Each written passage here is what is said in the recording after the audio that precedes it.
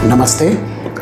आज के इस वीडियो में हम लोग बात करेंगे शुक्र महादशा के बारे में। देखिए, जो शुक्र महादशा है ये 20 वर्ष की दशा होती है और जिन लोगों को भी लाइफ में आती है एक काफ़ी इम्पॉर्टेंट दशा रहती है उनके लिए। और आप ये समझिए 20 इयर्स जो है वो बहुत लंबा समय होता है और जिस भी लाइफ के पार्ट में आएगी वहाँ पे बहुत मेजर इवेंट्स लाइफ के देखे जाती है। इसलिए जब हम शुक्र महादशा की बात करेंगे आज, तो उससे पहले थोड़ा सा हम शुक्र ग्रह को समझते हैं। तो देखिए, ज्योतिष शास्त्र में जो शुभ ग्रह हैं वो दो हैं, एक गुरु और एक शुक्र। गुरु जो है वो देवताओं के गुरु हैं और शुक्र यानी जो शुक्राचार्य हैं ये असुरों के गुरु माने गए हैं। और जो सर्वशास्त्र हैं यानी जो ऑल विद्याएं हैं वो सारी विद्याएं शुक्र देवता के पास हैं। और इनफैक्ट मंत्र सिद्धि हो गई या और जितनी भी विद्याएं हैं, चाहे वो तंत्र हो, ये सब चीज़ें जो हैं ये प्लैनेट वीनस के पास है यानी शुक्राचार्य के पास हैं। इसके अलावा जितनी लग्जरीज हैं जो वो भी प्लैनेट वीनस यानी शुक्र जो है उससे मिलती हैं। शुक्र जो है वो कलात्र को रिप्रेजेंट भी करता है, यानी जो आपकी लाइफ में फीमेल्स या मेल्स आने वाले हैं उनको भी हम प्लैनेट वीनस से देखते हैं। वासनाएं जितनी हो गई हमारी लाइफ में, जो हम लाइफ में इंजॉयमेंट्स हमें मिलने वाली हैं, सारी चीज़ें हम प्लैनेट वीनस यानी शुक्र से देखते हैं। इसलिए किसी भी कुंडली में शुक्र की स्थिति जो है या जो उसकी पोजीशन है वो बहुत इम्पॉर्टेंट हो जाती है और हमारे को हमेशा प्लैनेट वीनस को बहुत ध्यान से स्टडी करना चाहिए। प्लैनेट वीनस जो है वो अगर हम काल पुरुष की कुंडली देखेंगे तो वहाँ पे वो 2nd और 7th लॉर्ड है, यानी कि उसमें पूर्ण मारक प्रॉपर्टीज़ आ जाती हैं जब वो 2nd और 7th लॉर्ड होता है। तो इस वजह से प्लैनेट वीनस जो है वो मिसहैप्स देने की क्षमता भी रखता है। अब प्लैनेट वीनस किस प्रकार के रिजल्ट देगा, तो हमेशा हमें एक चीज़ ध्यान देनी चाहिए कि प्लैनेट वीनस जिन भी प्लैनेट्स के साथ प्लेस्ड होगा और या जिन प्लैनेट से दृष्ट होगा उनके हिसाब से वो थोड़ा सा मोल्ड हो जाता है, मॉडिफाई हो जाता है। जैसे कि अगर वीनस मार्स कॉम्बिनेशन हो किसी भी चार्ट में तो ऐसा कहा जाता है कि ऐसे लोग जो हैं उनका अपनी वासनाओं पे इतना कंट्रोल नहीं होता। इसी प्रकार अगर शनि के साथ बैठे हों शुक्र, तो ऐसा बोला जाता है कि लाइफ में एक बार कोई सडन मटेरियल ग्रोथ में झटका लगता है जिसके बाद ऐसे लोग जो हैं वो साधना के मार्ग पे चल पड़ते हैं। तो इस प्रकार वीनस को हम देखते हैं। अगर वीनस का 5th हाउस के साथ संबंध बन जाए, 5th लॉर्ड के साथ संबंध बन जाए, तो ये शुक्र जो है ये जातक को ज्योतिष में, तंत्र में, मंत्र में, इस प्रकार की विद्याओं में काफ़ी निपुण बनाता है। 2nd लॉर्ड के साथ संबंध हो जाएगा तो वाक में बहुत मिठास होती है। अगर यही वीनस जो है वो 5th लॉर्ड के साथ, 3rd लॉर्ड के साथ आ जाए तो बहुत प्रतिभाएं उभर के आती हैं, बिकॉज आर्टिस्टिक प्लैनेट भी है। डांस जो है वो भी हम वीनस से देखते हैं। इसलिए वीनस जो है it's a very important planet in the chart और इसको हमेशा बहुत ध्यान से देखते हैं। इसकी महादशा को हम बहुत ध्यान से स्टडी करते हैं।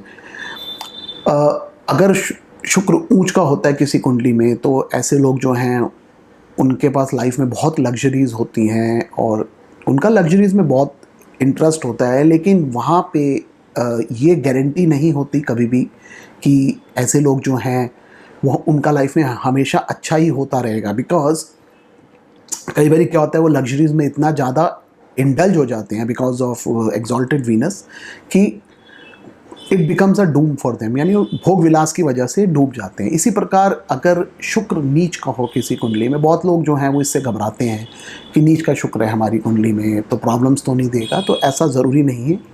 जनरली जो नीच का शुक्र है ऐसे लोगों का सेंस ऑफ ह्यूमर बहुत अच्छा होता है और काफ़ी अच्छे होते हैं ये कम्युनिकेशन में, जो मैंने देखा है, प्रोवाइडेड अगर उनके चार्ट में 2nd हाउस एफ्लिक्टेड ना हो, मरकरी भी ठीक हो, और जनरली लाइफ में वो भी अच्छा कर पाते हैं। तो इसलिए इस तरह से हम नहीं कभी भी सोचना चाहिए हमें कि वीनस एक्सॉल्टेड है तो अच्छा ही हमेशा करेगा या डेबिलिटेटेड है तो हमेशा बुराई करेगा। अब हम इसकी महादशा के ऊपर आते हैं। तो देखिए, अगर मैं बृहत्पराशर शास्त्र देखता हूँ तो वहाँ पे वीनस की महादशा के बारे में लिखा जाता है कि अब जो सब प्राणियों का मद रूप शुक्र है उसके दशाफल को मैं कहता हूँ। अब इन्होंने यहाँ पे जो दशा के बेसिक रूल्स हैं उनके बारे में दिया हुआ है कि अगर शुक्र जो है वो ऊंच का होगा, स्वग्राही होगा, केंद्र त्रिकोण में होगा, तो उसकी दशा जो है वो काफ़ी अच्छी जाएगी। तो ये तो लिखते हैं वस्त्र, भूषण, वाहन, पशु, भूमि आदि का लाभ होगा, ऑल काइंड ऑफ लग्जरीज, राजा के समान रहेगा। तो मैं वो सब नहीं बोल रहा हूँ जो इतना इन्होंने डिटेल में दिया हुआ है, बट ओवरऑल ये कहना चाहते हैं कि अगर वीनस किसी भी चार्ट में अच्छी पोजीशन पे बैठा हो, एक्सॉल्टेड हो, ओन हाउस में हो, मूल त्रिकोण में हो और अच्छे हाउसेस में बैठा हो यानी केंद्र त्रिकोण में, तो जनरली वीनस जो है वो बहुत अच्छे रिजल्ट देता है। अब इसके अलावा ये कहते हैं ये कि अगर यही वीनस अगर 6th, 8th, 12th में हो तो उसकी महादशा जो है वो प्रॉब्लमेटिक हो सकती है, प्रॉब्लम्स देती है। तो ये तो इन्होंने जनरल बातें लिखी हुई हैं वीनस महादशा के बारे में। अब देखिए, हमेशा इस चीज़ का ध्यान रखिए कि जो दशा है उसके जो फल हैं वो हमेशा वो किन ग्रहों के साथ बैठा हुआ है महादशा लॉर्ड और किन ग्रहों के साथ संबंध रख रहा है, उन सबको देखने के बाद ही हम हमेशा निकालते हैं। तो इस चीज़ को हमेशा ध्यान रखिए कि अगर ये वीनस जो है ये केंद्र त्रिकोण स्थान में अगर केंद्र त्रिकोण लॉर्ड्स के साथ बैठा हुआ है तो राजयोग बन जाएगा और जनरली अच्छे रिजल्ट्स देगा।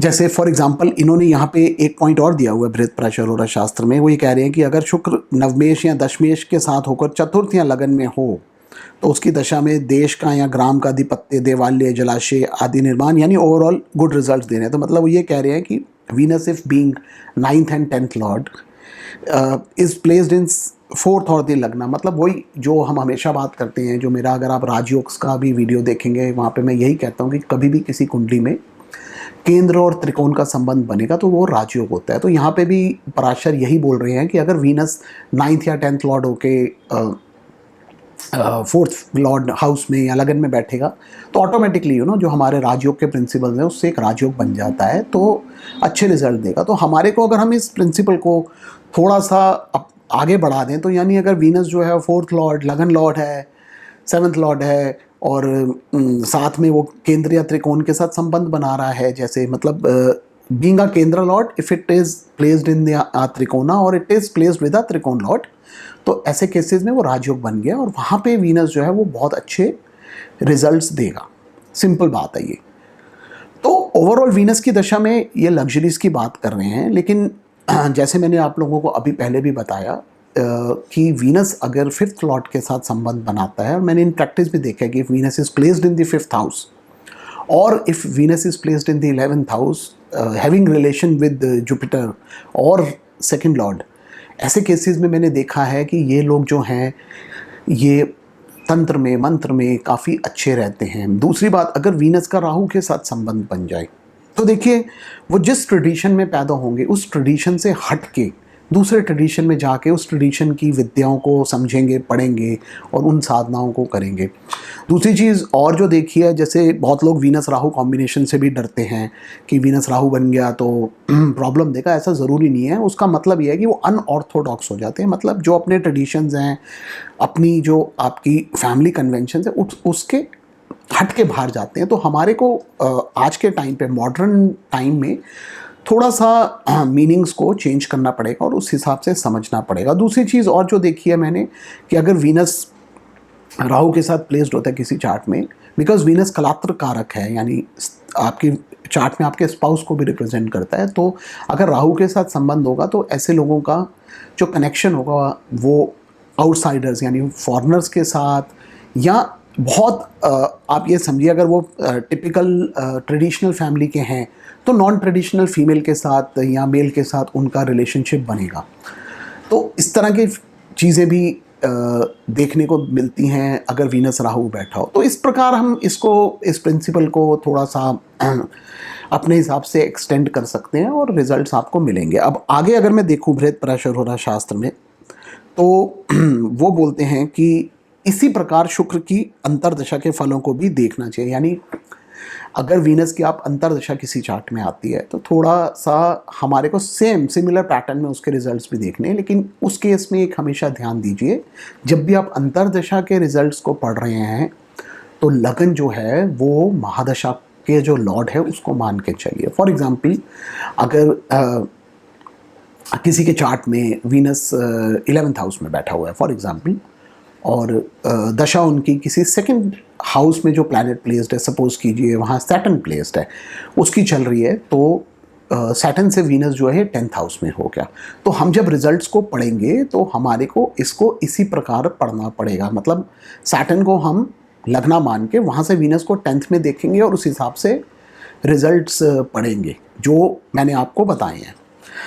और जो बात है वो ये कही गई है यहाँ पे, विच इज़ वेरी इम्पॉर्टेंट, और मैं इस पर थोड़ा सा बोलना चाहूँगा, क्योंकि अगर आप बृहत्पराशर होरा शास्त्र पढ़ेंगे तो यहाँ पे एक एक वर्ड और एक एक लाइन बहुत इम्पॉर्टेंट है।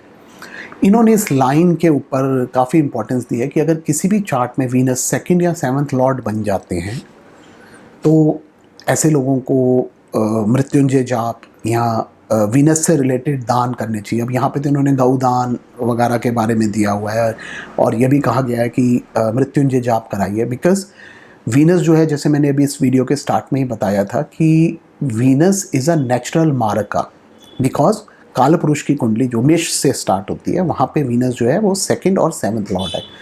हम ज्योतिष में 2nd हाउस और 7th हाउस इनके लॉर्ड्स को मारक मानते हैं, इन घरों को भी मारक मानते हैं। तो इन्होंने यहाँ पे बड़ी क्लियरली ये बात कही है कि अगर किसी चार्ट के अंदर वीनस 2nd या 7th लॉर्ड बन जाता है तो हमेशा हमारे को ग्रह शांति और मृत्युंजय ये सब कराना चाहिए। इनफैक्ट मैं ये कहूँगा, कराना तो एक अलग बात है, सब लोग नहीं करा पाते because it's a very expensive पूजा।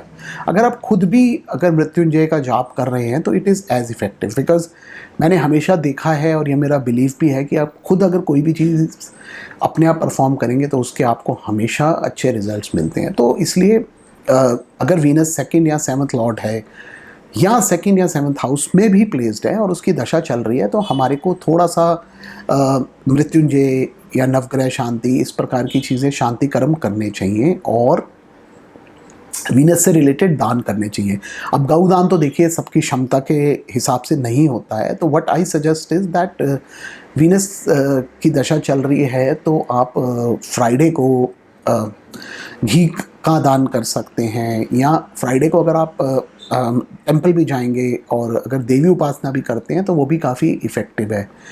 महालक्ष्मी की पूजा जो है वो भी बहुत इफ़ेक्टिव रहती है वीनस की अगर कभी भी प्रॉब्लम्स आ रही हैं तो। और अगर आप फ्राइडेज़ का व्रत भी करते हैं वहाँ पे भी आपको बहुत अच्छे रिजल्ट्स मिलेंगे, अगर वीनस की महादशा में कोई इश्यूज़ आ रहे हैं, कोई प्रॉब्लम्स आ रही हैं तो भी।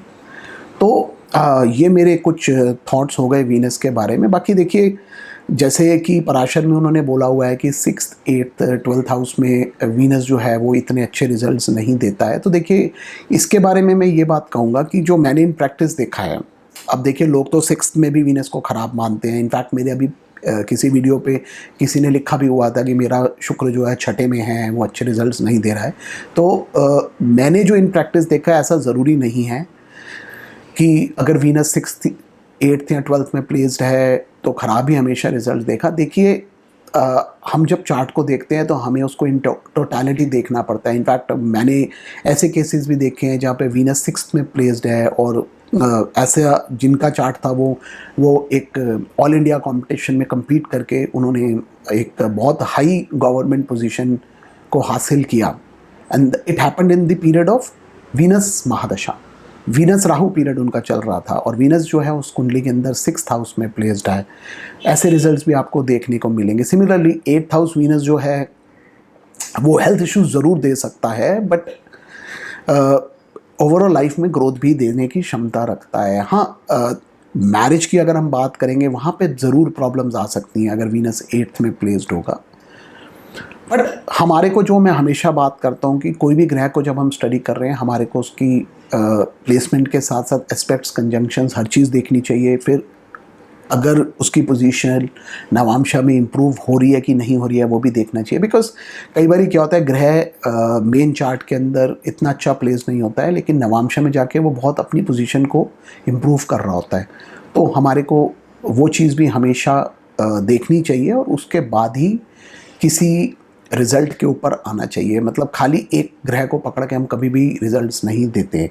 और जैसे मैंने अभी वीडियो के बीच में भी बोला था कि अगर कभी भी आप अंतर्दशा स्टडी कर रहे हैं तो हमेशा महादशा को लगन मान के चलिए। इसी प्रकार अगर आप शुक्र की दशा देख रहे हैं तो उस टाइम पे शुक्र को लगन मानिए और वहाँ से सारे प्लैनेट्स की पोजीशन देखिए और उस हिसाब से अंतर्दशाओं का फल लीजिए। तो ये मेरे कुछ थॉट्स वीनस महादशा के ऊपर। धन्यवाद।